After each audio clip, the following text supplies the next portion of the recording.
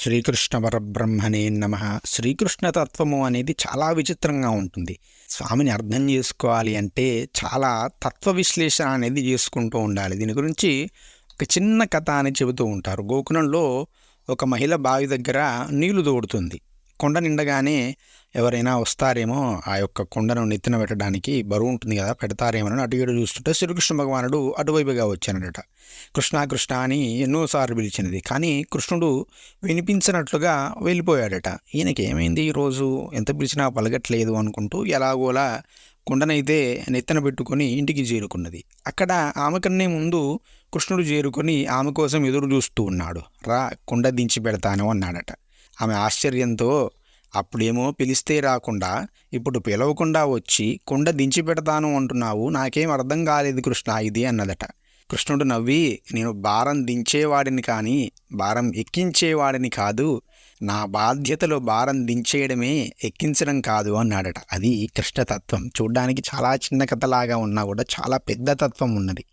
భగవానుణ్ణి పట్టుకుంటే సంసారము అనేటువంటి భారాన్ని తీసివేస్తాడు, బాధలు అనేటువంటి భారాన్ని తీసివేస్తాడు, దుఃఖములు అనేటువంటి భారాన్ని తీసివేస్తాడు. ఇవన్నీ కూడా తల నుంచి తీసేస్తాడు. తల బరువు తీసి తనలో కలిపి వేసుకునేటువంటి తత్వం, అఖండ ఆనంద తత్వమే శ్రీకృష్ణ భగవానుడు.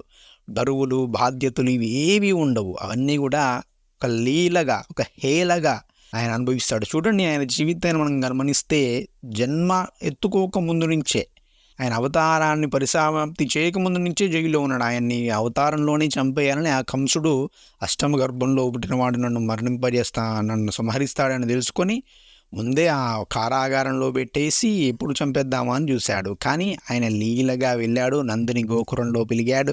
అంటే పుట్టగానే తల్లికి దూరమయ్యాడు. గోకులంలో పెరిగి 12 సంవత్సరాల తర్వాత మళ్ళీ పెంచిన తల్లికి దూరమయ్యి ఆ తర్వాత ఎన్ని కష్టాలు పడ్డాడండి. ధర్మం కోసం ఆ ధృతరాష్ట్రాదులను చంపిస్తే గాంధారి ఏదో శాపానికి లోనైనాడు. ఎన్ని బాధలు పడ్డాడండి శ్రీకృష్ణ భగవానుడు. కానీ ఏ రోజు కూడా ముఖం మీద చిరునవ్వు అనేది తగ్గనీయలేదు. ఎందుకు? ఆయన ఇవన్నీ కూడా తనవి అనుకోలేదు, ఈ శరీరానివి అనుకున్నాడు, ఈ అవతారాన్ని అనుకున్నాడు. నేను అఖండ అద్వైత ఆనంద స్వరూపుణ్ణి అనుకున్నాడు.